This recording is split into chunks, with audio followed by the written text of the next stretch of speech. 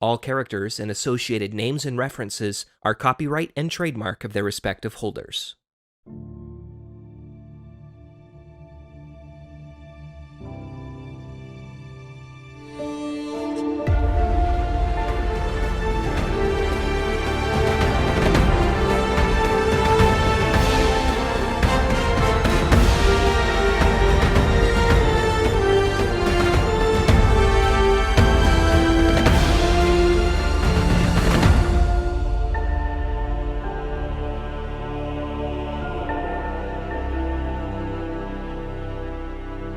So we start off this book in media res with Nate running through the jungle being chased by some pissed off South American drug lords. Ramon Valdez is a drug lord who Drake is after to retrieve this item. He comes across a kidnapped young girl and he takes her with. He cannot leave her there, so he's going to bring her with. She is sassy and not having any of his nonsense. She is the daughter of a politician who is fighting this drug cartel and he cannot be bought. And her name is Alex Munoz. So what Drake's ties to this treasure and this beginning story is 3 years ago, Valdez hired Nate, was to find treasures there, but he was really after the golden staff of Ayarmanco. Was this another lost colony, or was this just another myth? But after Valdez hires Nate to steal the staff, Nate gives him the staff, and he figured it would be a lot cheaper to just kill him than to pay him. So Drake barely escapes with his life, as usual, but he's hired by the Kalkawa, who believe they are the rightful descendants of Manco, and they want to get it back. So,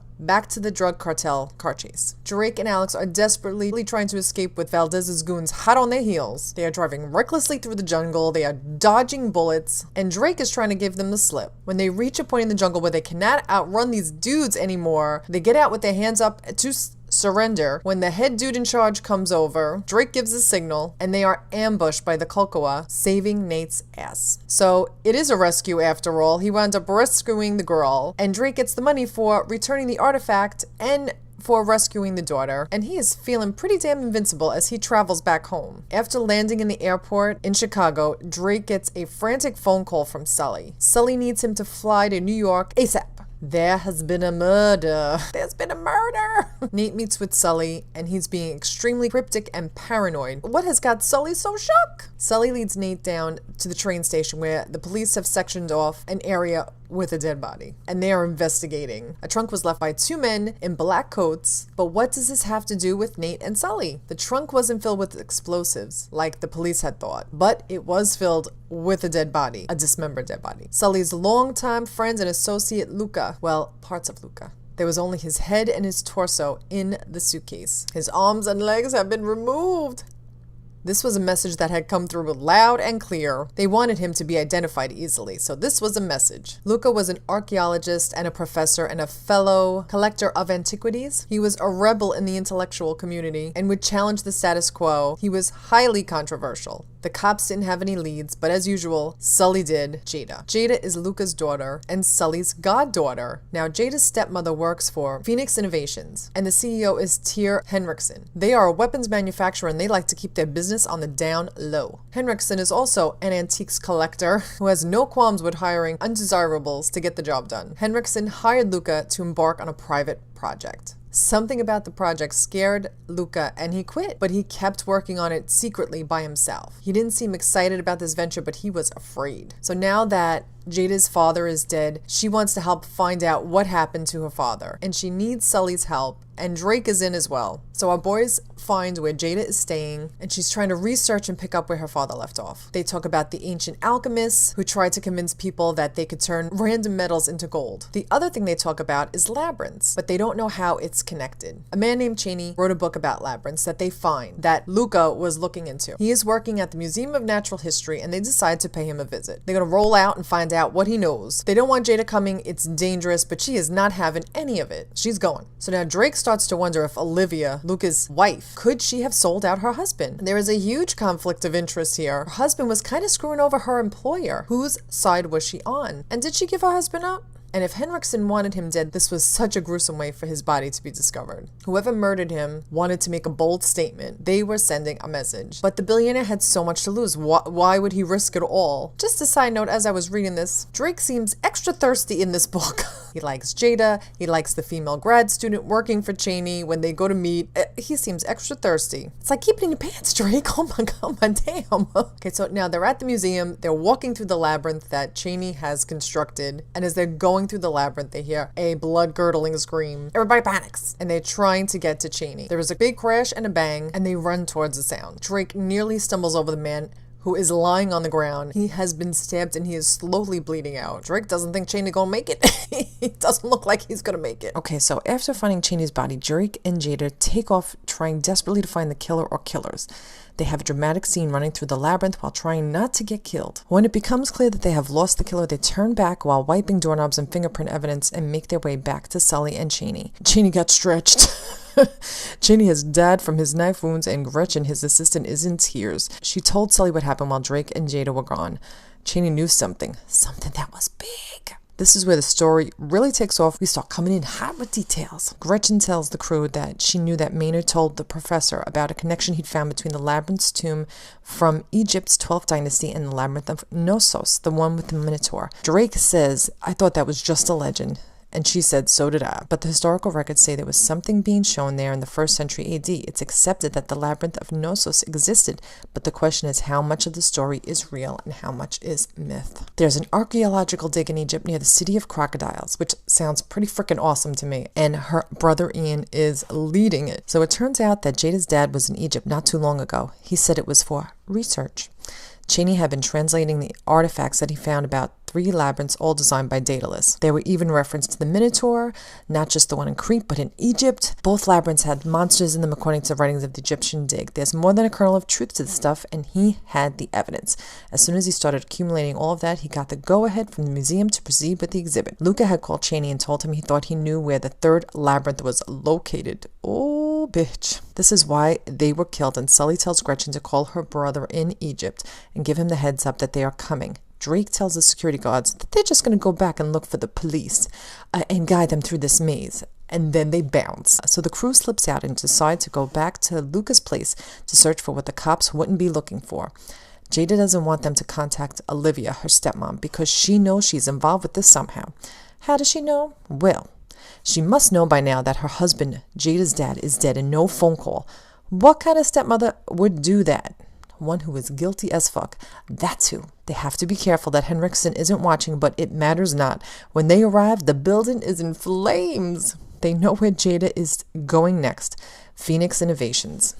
I thought like Phoenix, Fire, Rebirth, like that kind of thing when I heard the name of the company, but who knows? Could just be a cool ass name. She wants to confront Henriksen, and even though it's so risky, she will be kind of safe. If they make sure she's out in the open, cameras are recording and they can't touch her in there. They get back in the cab to go to Phoenix, and the next thing you know, bam! The glass in the back window of the cab shatters. Sniper! Before they could think, a black SUV pulls up on them to take them out. Holy shit. I'm shook. Drake has to shake the cabbie out of his shock and tells him to drive, bitch, drive. But it's too late. The cabbie takes one to the chest and Nate has got to move him if they want to escape. But no time for that. The sniper shoots again. They are trapped and Nate has to do something or they all gonna die. They don't have any weapons, so what in the hell are they going to do? The ambulance hits them from behind and buys them a minute. Drake guns the cab straight towards the fire truck and the cops. But these people are still hot on their heels. Who the fuck are these bitches? So now Nate takes us on a high-speed chase through the crowded streets of New York City, driving straight for the cops, swerving, going against traffic. What the hell is this, GTA 5? The police block the street and they slip from the SUV and out of the range of the sniper. And that is just chapter 4. Woo, what a ride. No pun intended. They hot-tail it to Chelsea Piers where they can find a boat before the cops chase them down. Time to improvise. As they make their way to Chelsea Piers, Jada calls Olivia. She gets her assistant to tell her that the bitch skipped town. This is shady as hell. They track her whereabouts to, you guessed it, Egypt. Surprise, surprise.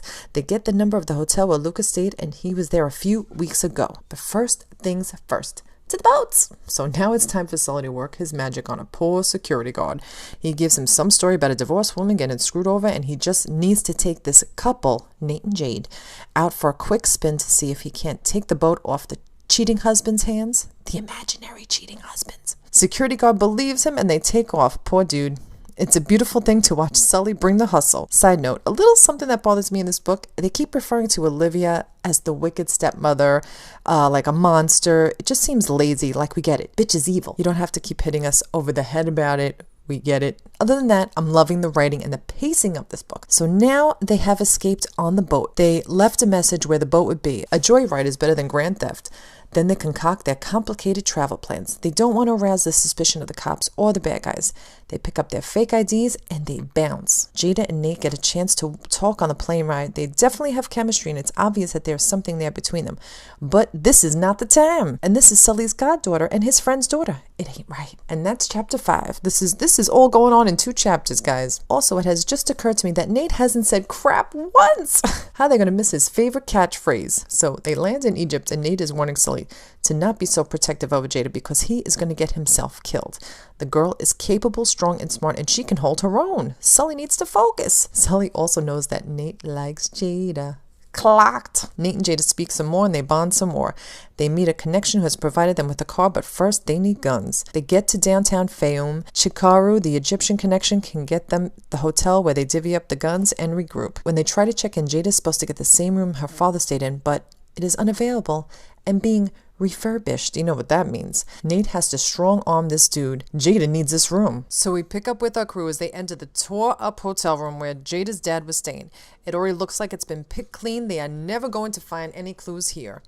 Now they try to see if there was anything that they missed. They look everywhere. Jada lays down on the bed frustrated and remembers the last phone call that she had with her dad. He was talking about how loud the fan was. Was this his way of giving her a clue? They search the top of the fan and there is a note. It has the number 271 written on it. Of course he hid in another room, knowing quite well that there would be people coming for him and tearing the room apart. Now they just had to get into that room. It's back downstairs to bribe the desk clerk. They finally get the key and get in the room. Jada is frustrated with Sully for handling her with kid gloves and pulls a gun on him to let him know she is serious as hell. Nate thinks this turn of events is absolutely delicious and is having a giggle over the situation because he warned Sully not to be so overprotective and he didn't listen. She's not going to hurt him and Nate diffuses the situation with his smart-ass humor and makes Jada smile. They go for the air conditioning unit and lo and behold, there is a note. A shabby journal, and it says, "To whom it may concern, if you find this, please give it to my daughter," and her address is included. He has some notes to himself and some drawings of labyrinths, and he mentions honey a few times, but they don't know what it means. Nothing concrete, and they are left with more questions than answers. Scribbled on the note was, "Talk to Welch." Welch is Gretchen's brother. Gretchen from the museum. It has to mean something or he wouldn't have gone through all this trouble to hide it. Was Welch in on this or is he in danger? Either way is risky, but they set up a meeting with him nonetheless. They have to find out what it means. It's their only lead. They nervously drive to the meeting at the restaurant. They are so paranoid they want to make sure they haven't been followed. A car in pursuit would have been easy to spot on the vast open road. Not many Westerners around this area, and our crew is jumpy as hell. They see Welch and his table is well out of earshot of others so they can talk business. Welch's expression sobers them right up. He offers his condolences to Jada and knows about the incident at the museum. Jada tells Welch that they want in on the dig. Maybe they can find out what her dad stumbled upon and figure out why it cost him his life. They want to know about Daedalus. Jada's dad believed he was real, not a myth. Welch agrees that he was real, and the Labyrinth of Knossos was considered his greatest achievement. What you have to understand is that our current excavation, the Labyrinth of Sobek, essentially proves that the theory, the main place of Crocodilopolis, the Temple of Sobek, has been given for decades. But the Labyrinth is a separate structure not far from the temple. The Cretan Labyrinth at Knossos must have been the same. Drake shook his head. "Wait," he said, holding up a hand. "You're saying they never found the Labyrinth at Knossos? The one with the Minotaur? King Minos? The whole thing?" So Welch is going to break it down and tell us the truth. The dig, well, it makes a pretty persuasive argument that there's a separate building somewhere at Knossos. Not only that, but every day we're finding more and more evidence connecting the Labyrinth of Sobek to the Labyrinth of Knossos, and to a third as yet unidentified labyrinth. We found tablets with writing and markings in sacred chambers, most of them written in Linear B, that establish pretty firmly that Daedalus designed 3 of them, and Knossos and Crocodilopolis were 2 of the 3, not 4. Jada breaks out her dad's notes and tells him that he thought there was a 4th, but Welch doesn't think there is. He also asks him about the honey and the mistress of the labyrinth. This piques his interest. A tablet found during the original excavation at Knossos referred to the mistress of the labyrinth. Yes, there's the legend of the Minotaur, but set that aside for a second. The tablet told of honey being brought as an offering to the gods in the temple at Knossos, but it also said that worshippers brought some to the labyrinth as an offering to its mistress. She received enough to equal that given to all the other gods combined. But what was the significance of the honey? Welch thinks it was gold. Welch smiled and the four of them became conspiratorial again. We have evidence to suggest that King Minos of Crete and King Midas were one and the same. So Welch hasn't found anything in the dig that would be worth killing anyone over. They tell him to watch his back until they figure out what is going on. Welch leaves before the meal is over and is visibly upset. Sully starts to choke and then he tells Jada, "Girl, your stepmother just walked in." I'm paraphrasing. First of all, how did she know we were here? Now that she's here, she's crying and carrying on. Thank God you're okay and you're here. Jada is not falling for her nonsense. She is steely-eyed and furious. Drake thinks she is sincere, but can't believe it 100%. She then tells him that she feared for her own life after she heard about the way her poor husband died, and she took off to Egypt to find out what happened so she could be spared. If that was the case, why didn't she check on Jada just to see if she was okay? Jada wants to know how in the world did she find us. She said she went to the same hotel that her husband was staying at, and the clerk told her that someone else with the same name had checked in. She found out that they asked for directions to the restaurant and she followed them here. Jada is not having it. She is not about to let Olivia sit down with them at the table and talk about it. No way. She storms out and Drake gives chase. He loses her but then hears her scream. There's a man in a gun. Drake shouts out and there is gunfire back and forth. Drake shoots one of the goons and there was a getaway car looking to kidnap Jada. This was no accident. Here comes Sully and Olivia. Sully is trying to help Drake and now there is a full-blown shootout. Bullets are flying. People are freaking out. One of the goons takes Jada with the gun to her head and says if they don't give up, he is going to blow her brains out. This dude calls out Drake and Sully by name. What? Jada gets an opening as they try to open the trunk and she tries to break free when suddenly a dark figure in a cloak and a hood comes out and slices the goon's throat with a knife. What the hell is going on? More hooded dudes come out and they lay waste to the others and they take off after one whispers something to Jada. Jada is left standing there and safe. There's no time to talk because the cops are on the way and they need to bounce. They take off in the car together as the sirens gets closer. So after Jada's murder-kidnapping attempt by the hooded assassins, the crew wakes up to a big surprise. No news of the violence that took place the night before. No mention of any of it. Did Henriksen pay off everyone? It was like it never happened. So they leave the hotel and head for the Temple of Sobek and for Ian.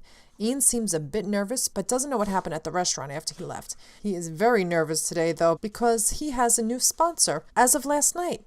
Phoenix Innovations, and Henriksen is here. Jada goes pale as she sees him in the distance. He's with Hilary Russo, director of the expedition. This is the head bitch in charge. Henriksen is funding the entire dig. Him and Hilary are working together and he gets control of all the rights to whatever they find. They're also working on a documentary. So far Ian is still Team Jada, but let's see how long that lasts. Drake wants to get into the dig before Henry and Hilary, and they are taking the grand tour of the labyrinth. Ian will show them the back entrance so they can get there before them. Then they bounce. They make their way through the labyrinth and completely lose their bearings. There are traps, hidden passages, and secret doors. You could get lost for days. They meet Melissa, an archaeologist, within the worship chamber. They find an altar with 3 octagon shapes, the 3 labyrinths. In the mistress of the labyrinth's chamber, they found 2 tablets. It's said that the honey was brought to the mistress, but she served it to the protector of the labyrinth. The protector was a monster hidden from the cult of Sobek in the secret heart of the labyrinth. This monster resembled a bull with horns. Drake gets antsy and sees an important vase stuck in the sand. He tries to free it. It falls down a shaft and breaks, and Melissa is pissed. Drake's there 5 minutes. He's already wrecking the joint. Whoops. Then he falls down the shaft trying to catch it before it shattered. He sees a painting of a minotaur. It is getting severe up in here. They need to hurry before Henriksen gets here. Drake goes in. Melissa and Ian get into a fight about Drake doing the exploring. They all know that he's not really working for the Smithsonian. Sully tells the crew that there is a light coming from down in the shaft. And the light is coming from the worship chamber that they're in. Quick, look for the secret passage. They find the stone with the octagon symbol and voila. The altar moves and reveals an entrance with air circulating in it. This leads to somewhere. They find a skeleton of a poor soul who became trapped. But it's huge. And the skull is misshapen, almost like the Elephant Man. Could this be the Minotaur? They go down to investigate. It's dead silent and dark as night. They keep going further underground until they see the entrances to a small room with the triple octagon symbol. The room was identical to the worship chamber upstairs, except this altar has writing in Greek, not Egyptian. There are 2 rooms. One room is devoted to Sobek and one to Dionysus, god of wine and madness. This doesn't make any sense. Was it for the mistress of the labyrinth? Then another worship chamber, but with Hellenic writing, a rare Greek dialect or a lost language. This chamber was to worship Poseidon. Ian finds a jar, and written on it says Thera of Santorini. The 3rd labyrinth was in Santorini, which were islands before the massive volcanic eruption in the 14th century. They're talking about Atlantis, the island of Akrotiri. There is a settlement, Therasia, on the pre-cataclysmic island of Thera, and it still exists. Drake felt the thrill of excitement. They were on the trail of a big secret, but no mention of the 4th labyrinth. But no time to talk. There is a noise. They pull out their guns and wait. Someone is in here. Shadows are moving in the darkness. The man who saved Jada from being kidnapped and killed is running towards Sully. He pulls out a curved blade.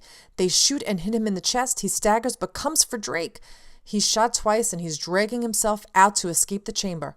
But there are more dudes coming and they take Ian out through the door. They can't let them get away. They are fighting, shooting. There's blood everywhere, yelling, screaming. They've got to get the hell out of there. Sully holds the assassins off and he tells Drake and Jada to make a run for it. They run right into Melissa and Olivia. Jada pretends to be grateful to see them and hugs them both. Henriksen shows up too. They tell him that Ian's been taken by some mysterious men. They don't believe him and go investigate. Nate and Henriksen share veiled threats with each other before leaving. And now they're on their way to Santorini. Okay, so we pick up right after the Egyptian drama and head off to Santorini. So Nate and Jada are strolling through the streets, talking and window shopping like they are on their 6th date. What? Do I smell a rom-com? Because I am not having it. It feels like they're flirting and underlying like for each other is a little forced, and I'm not feeling it at all. Plus, we love Elena, so I'm not loving the idea of Nate hooking up with somebody else. But anyway, I digress. So Sully joins them back at the hotel, and they try to figure out the best way to get to Therasia in the morning. So now Jada and Drake try to figure out who and what the motivations of the guys in the hoods were. Every time someone tries to help them, they wind up dead. And how did they get in the worship chamber? And will they know about the labyrinth they are headed to right now? But wait! Drake sees a shadow moving. He gets spooked and drags Jada off the street.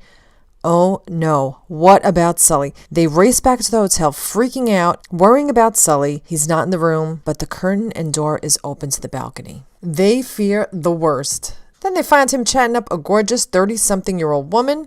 Damn it, Sully, you scared us. So their date night is cut short, and now it's back to business. Sully has found some new info on the journal that they didn't realize before. Quake of 56. Under Gulas. There was a fortress built after the 1956 earthquake called Gulas, but it was unsafe and off limits ever since. Change of plans. Now instead of Therasia, it's straight to Gulas and the underground labyrinth. They cab it through Akrotiri village and they reach the fortress. Jada says all they are missing is a Greek Dracula, which would be pretty freaking awesome if you ask me. They break through the weathered boards blocking the entrance and start searching, and trying not to get killed by falling debris. Drake breaks through the door at a dead end, and they search the room, but the sound of an impending collapse shakes them, and they have to be quick. Too late! There is a loud crack, and the room begins to shake. They make a run for it. The ceiling starts to cave in, but they escape in the nick of time. The entire section they were just in collapsed into a hole. Was this a way into the labyrinth? As they look, Sully and Drake continue their banter and silly squabbling. They slide down on a slab and take a closer look. They find a corridor, which they think they're on the right track, but they could get lost and die before finding their way out.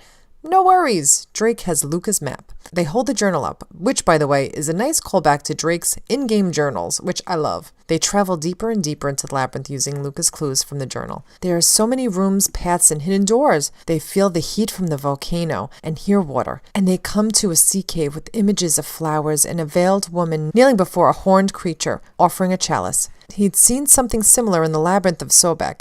As they climbed up, Sully gets hit across the head. Bam! There was Henriksen, standing over them with a gun. He had them trapped. Now it was too late for them to go for their guns. Where did this dude come from? And he brought some friends along. Ooh, bitch. He tells them to put down their weapons. Jada is not having it, and she points the gun towards Henriksen, and Drake tries to grab it from her. When from out of the shadows comes Olivia. Jada is furious and accuses her and Henrik of murdering her dad. She denies it all. Why would they draw attention to this very secret project with a very public killing? It doesn't make sense.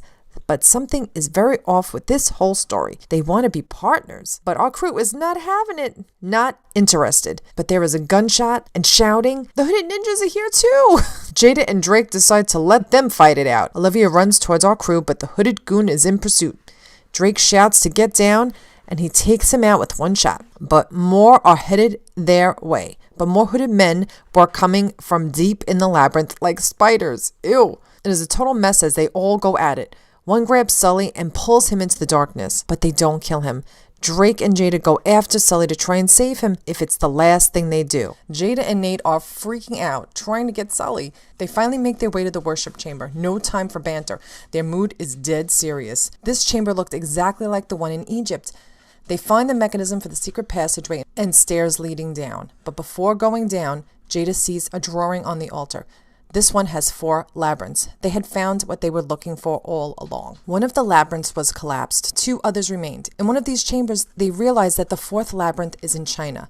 They hear a noise. Damn it! It's Henriksen! He is tore up from the scuffle earlier. Olivia is still with him. They don't want to squad up with these two, but they have no choice. They have got to work together and fight it out later. This is not the time. So on the walls, they see there are paintings depicting incredible violent acts on the people in the art. Flaying and torture, etc. General grossness.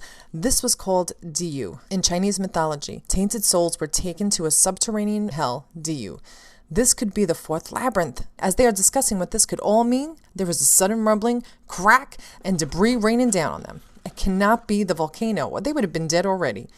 It's the hooded men. They are using explosives to bring down the walls of the fortress down on them. They don't have much time to figure out a way to escape, and they've only got one shot. They are going to have to swim. Parts of the chambers had collapsed into the cavern. Below was the sea. They might be able to make it considering it's low tide. Olivia has been taking pictures this entire time, and hopefully her camera is waterproof. Drake is going to go it alone and see if it's possible. But he's got to be quick. Either way, they will die if they don't move. He takes the flashlight and off he goes. He struggles and swims and finally finds a way out. Now, time to go back and help the others. Chapter 18 starts off in a somber mood. Drake is dreaming of being at Sully's funeral.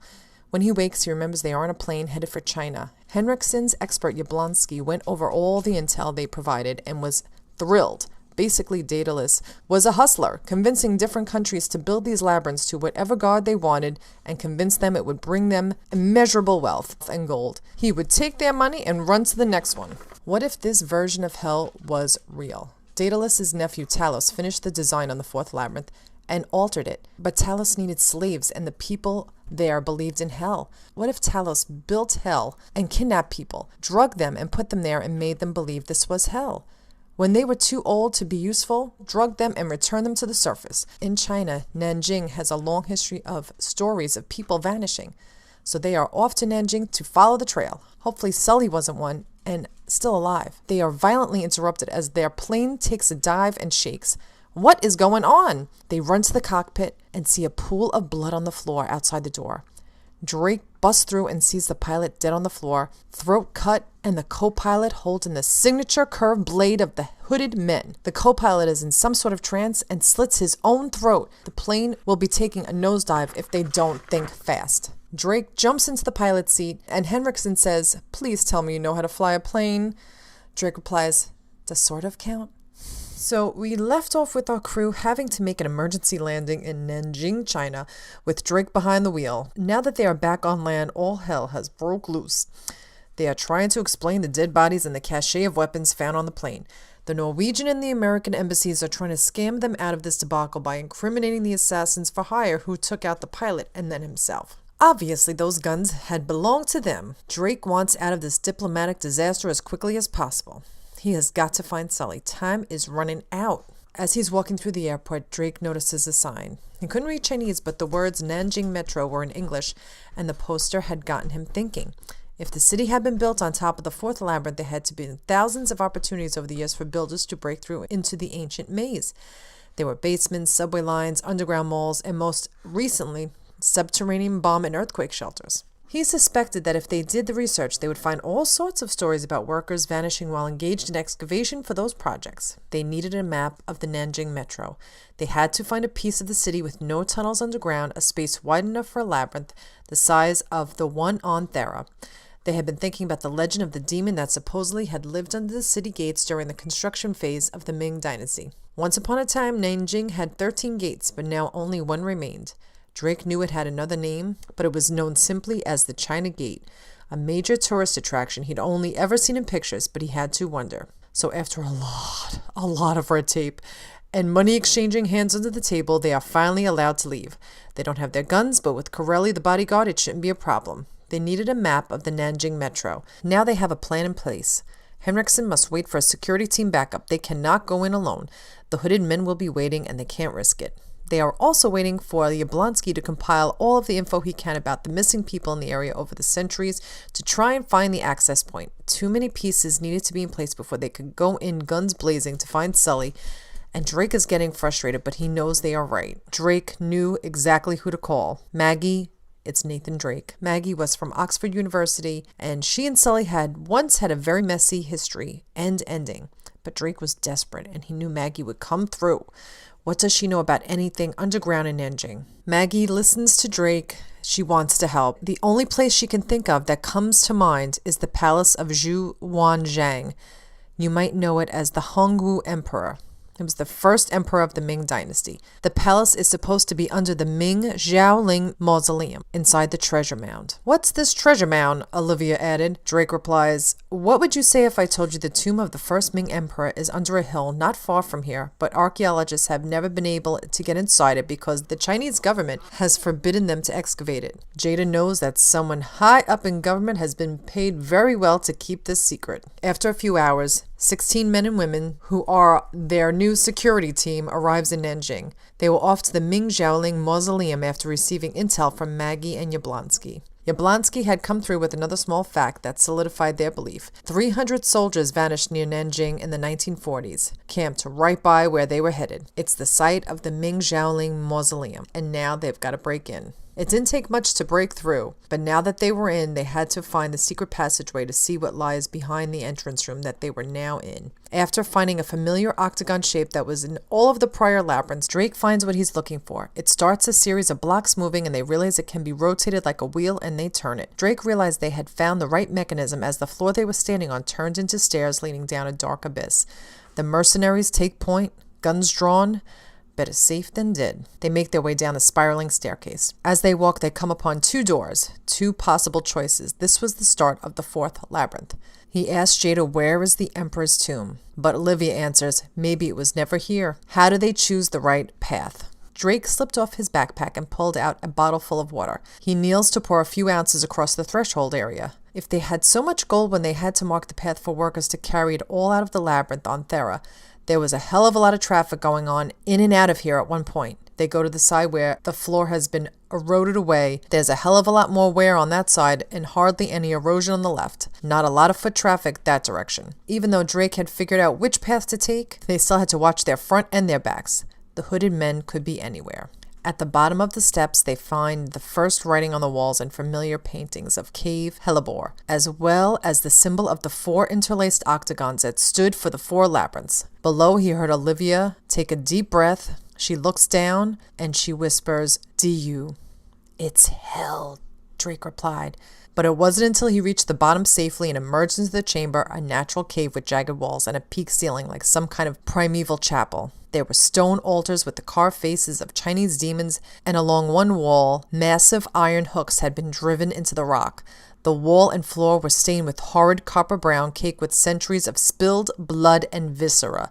The place breathed with the anguish of tortured souls. Drake noticed an image of a huge chalice, in the mistress's hands. 7 slaves knelt in a semicircle before her as if awaiting an anointment.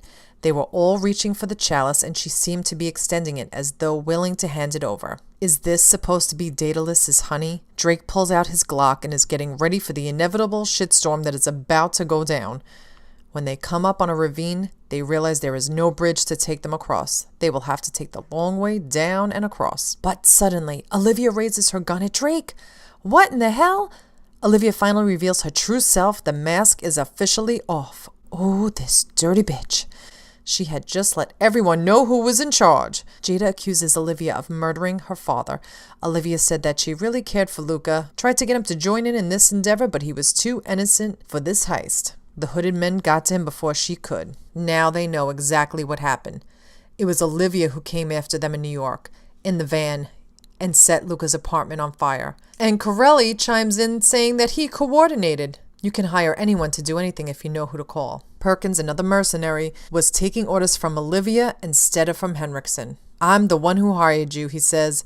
How in the hell is she paying you? What you offered to them is nothing compared to what is awaiting them in this labyrinth. So Olivia was behind this all along, and Corelli was in on it too. They were going to screw over everybody. Now Corelli, the bodyguard, orders Drake to drop his Glock. Drake and the goons scuffle, and he pushes him off the side down into the ravine. Now Olivia was alone. Her partner deceased. Was she going to have to get her own hands dirty? Drake had bought him and Jada a few extra moments, but it looked like this was it. The end of the road. But before she could give the kill order, all hell broke loose. What the hell? All eyes turned around toward the ravine as the hooded men clutching metal claws dragged themselves onto the ledge, moving inhumanly fast. Bullets flew, sending one of them into the gap, body tumbling down the rocks. The mercenaries shouted, but the hooded men, the protectors of the hidden word, were silent as they attacked, killing and dying in equal measure. One of them lunged at Drake, his blade whistling through the shadows, a wide arc aimed for his throat. Drake and Jada narrowly escaping their attacks. Olivia's backup was up against the wall and shooting at the hooded killers. They were coming at them like a swarm. Drake and Jada snuck into a tunnel for a moment and let the other two groups fight it out. They have to make a run for it.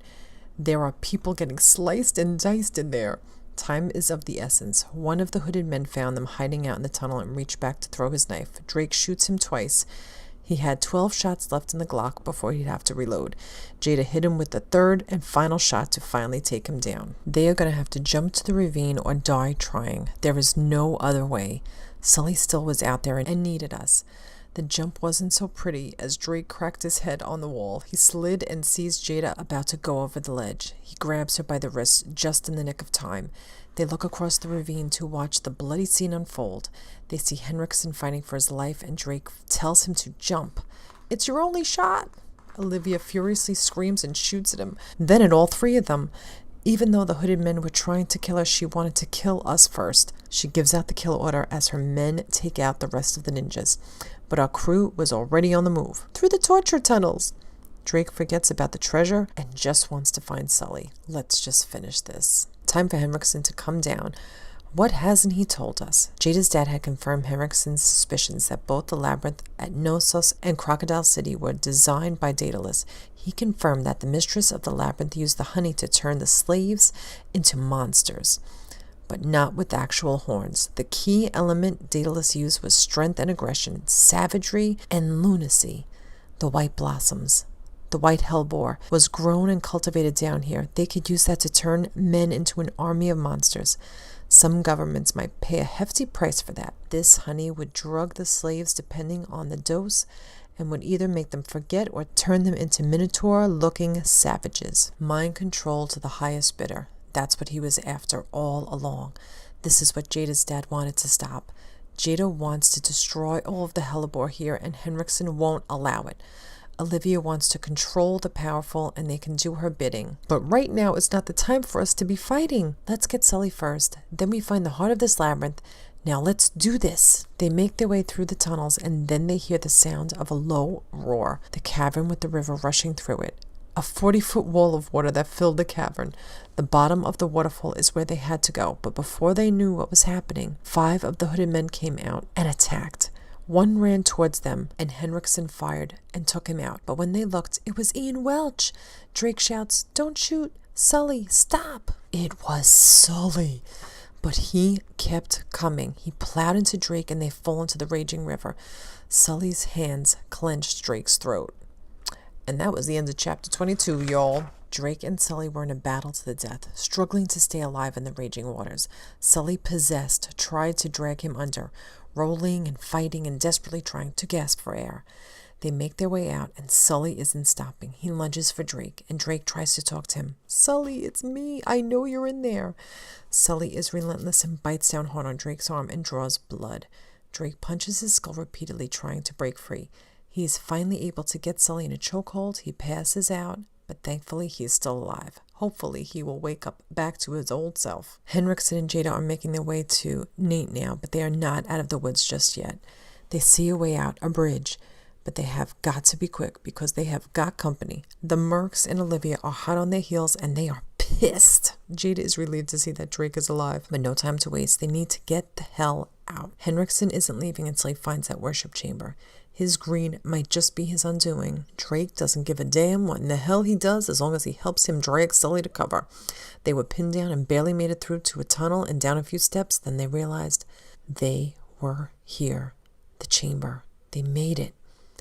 But they had to find the trigger because Olivia and the Mercs were right behind them, guns blazing. Henriksen threw himself against the octagon altar and Drake did the same thing. The whole thing slid back with the rumble of stone on stone. The first thing Drake noticed was a nauseating stink that wafted up at them.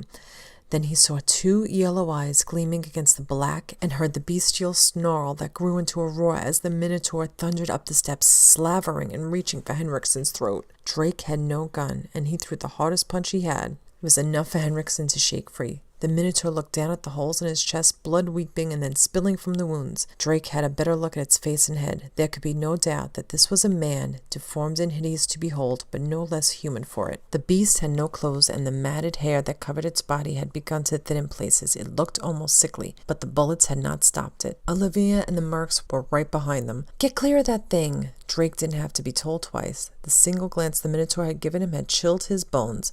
He grabbed Jada and backpedaled with her into the wall. Olivia gives the orders to just shoot them all. She wants them all dead. Sully had awoken, but was unsteady. Would he be back to his normal self? While Olivia was shrieking orders to kill them all, she caught the attention of the Minotaur, and it barreled right towards her, snapping her neck.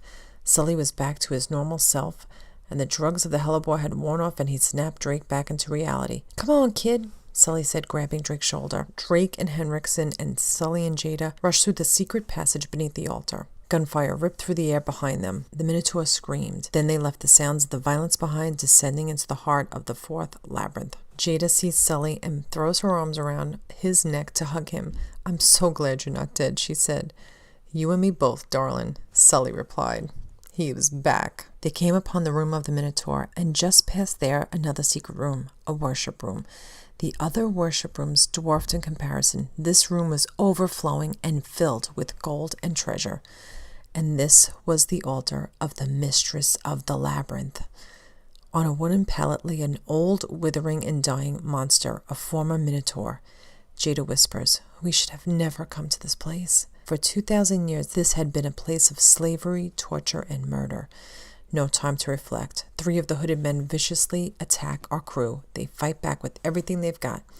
They take care of the hooded men, but here comes Olivia and one of our henchmen. She's still alive! She is tore up from the beating from the Minotaur, and she still has her gun. Her eyes grow wide as she sees all the riches before her. Her greed is overwhelming her. She wants it all. All of a sudden, the mistress of the labyrinth comes from behind and grabs Henriksen by the neck and slices him open. Olivia grabs a statue, and it triggers the walls to come tumbling down and the raging waters to come pouring in. They've got to move fast. Olivia refuses to let go of the statue. Drake tries to stop her and to let go, but she cannot. Her greed is too strong. But then the dying, withered Minotaur grabs hold of her and takes her down below the waters. It's too late. Nate has to save himself. Sully is waiting for him, and they race against the impending flood. They run out of the chamber, helping Olivia's henchman Suarez as well. They run past all of the corpses and the once fierce Minotaur and up the steps. Suarez succumbs to his wounds as soon as they reach the rocky riverbank. They have one thing left to destroy. all of the hellebore and let it remain a myth to protect the world from its mind-controlling powers. Now we're at the last chapter, and we finally get to say goodbye to Jada's dad, Luca, at his funeral. Jada thanks Sully and Nate for all that they have done. They are her family. Before they leave, Sully has news of another adventure, and Drake is all in. And that is the finale for our video game book club. Thanks for any and all love in this series. Thanks for reading along and listening. Thanks for watching, and I'll be back with more.